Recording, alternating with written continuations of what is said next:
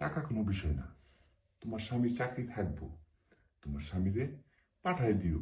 ও rest নিব, বইসা থাকবো, ওর যতটুকু ইচ্ছা করবো, কাজ না করুক কোনো সমস্যা নাই। তোমার স্বামীর আমি বেতন দিব।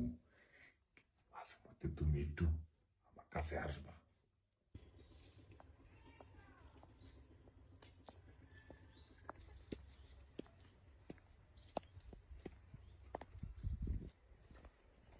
হ্যাঁ শুনো, তুমি ওই লোকটার কাছে যাও, উনি 2 লাখ টাকা দিবে, বুঝছো? হ্যাঁ হ্যাঁ হ্যাঁ, কিছুক্ষণের ভিতরে চলে যাও, ওনার সাথে আমার কথা হচ্ছে। তুমি গিয়ে টাকাটা নিয়ে আসো। আচ্ছা ঠিক আছে, মিস করো না কিন্তু। সাহেব আসবো। আচ্ছা তুমি তাহলে ওটা আমি যেভাবে বলছি ওইভাবে করো। সে রাখতে নেই। কে? আমি মজিবরের বউ। জি বলবো। ও, হ্যাঁ, আসো।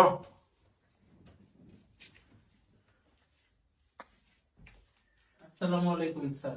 ওয়ালাইকুম সালাম। তা তুমি হঠাৎ করে আমার বাসায়? আসছিলাম একটু কথা বলার জন্য। আচ্ছা ঠিক আছে, বসো। কি বলবা বলো। এখানে বলবো। আচ্ছা বসো, সমস্যা নাই। তুমি আসছো আমার বাসায়, কখনো আসো না। তা কি কোনো কিছু বলবা? হ, বলার জন্যই তো আসলাম। আসলে তুমি যে কি বলবা সেটা আমি জানি। ওই তোমার স্বামীরে কাজে থেকে বাইর করে দিছে, এই তো। আসলে তুমি বুঝো যে একটা লোক যদি সারা মাস আমার বাসায় কাজ করে, ও ঘন্টার পর ঘন্টা বসেই কাটায়, কোনো কাজ কাম করে না, বলে নাকি খালি শরীর অসুস্থ। আচ্ছা তুমি বলো, আমি তো মাস শেষে টাকা দিই, টাকা পয়সা দিয়ে যদি আমি লোক যদি রাখি, সে যদি কাজ না করে, তাহলে আমি তাতে কি করবো? এই জন্য আমি ওরা বাইক দিছি, বলছি তোর কাজ করতে হবে না, তুই বাসায় যা। আসলে সাহেব, আমার স্বামীর অনেক বড় একটা রোগ আছে। এই রোগটা ও জানে না। আসলে ডাক্তারে যখন রিপোর্ট দেয় তখন আমার কাছে বলছিল, আমি ডাক্তারে না করছিলাম যে এই কথাটা যেন আমার স্বামী না জানে, তাহলে ও অনেক কষ্ট পাবে, ভাইঙ্গা পড়বে। কিন্তু আপনি যখন ওরে বাসা থেকে বের করে দিলেন, ও অনেক দুঃখ প্রকাশ করলো। শুনো, এখন অসুখ বিসুখ এটা আল্লাহর দান, হইতেই পারে। আজকে আমারও হইতে পারে, কিন্তু বিষয় হচ্ছে আমি তো টাকা দিয়ে কাজ করাই। সে যদি কাজ না করে তাহলে তো আমার রাখার কোনো প্রশ্নই ওঠে না।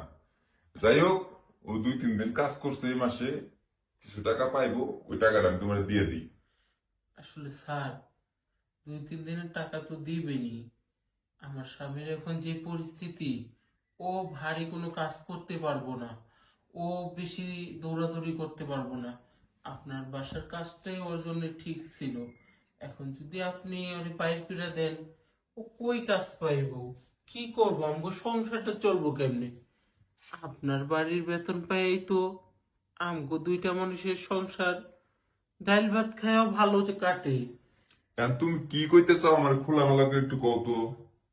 কইতে চাই কি সাহেব, আমার স্বামীটা একটু অসুস্থ, ওষুধ পানি খাইলেই সুস্থ হয়ে যাইব। আপনি ওরে চাকরি থেকে বাইর করে দিয়েন না। শোনো, শুধু শুধু আর যদি আমি বেতন দেই, আমার এই টাকাটা তো জলে যাইব। কাজ ছাড়া কেউ কারোর টাকা দেয়? দেয় না। যাই হোক, তুমি যেহেতু আমার বাড়ি অব্দি পর্যন্ত আইছো, তাইলে তো মনে করো যে একটা ব্যবস্থা করাই লাগে।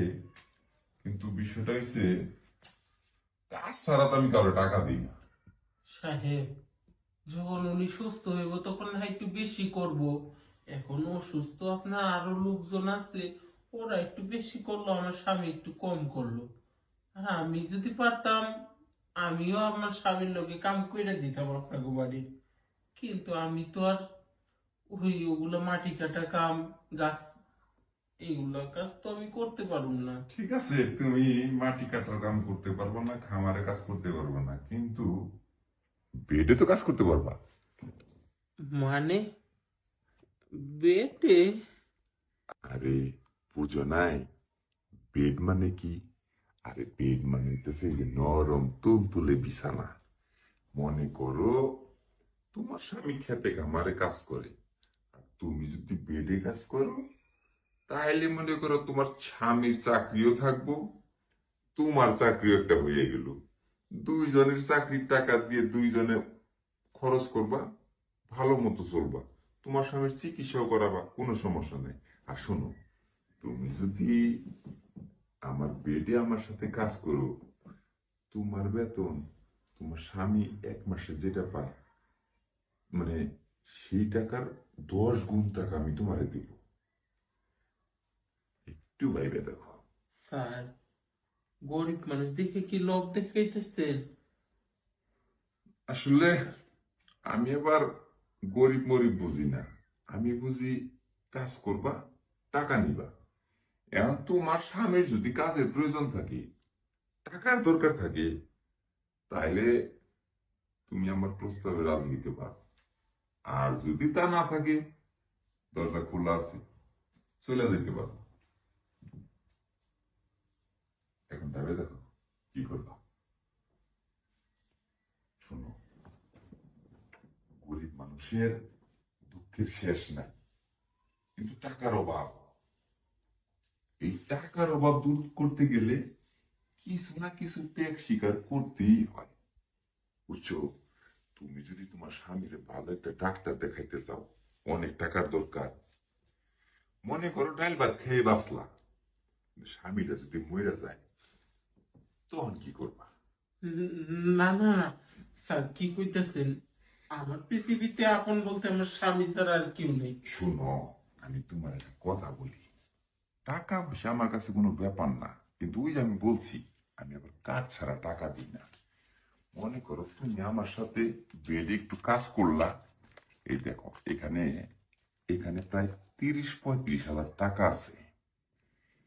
এই টাকাটা আমি সম্পূর্ণ টাকা তোমারে দিন, তুমি তোমার স্বামীর নিয়ে ভালো একটা ডাক্তার দেখাইবা।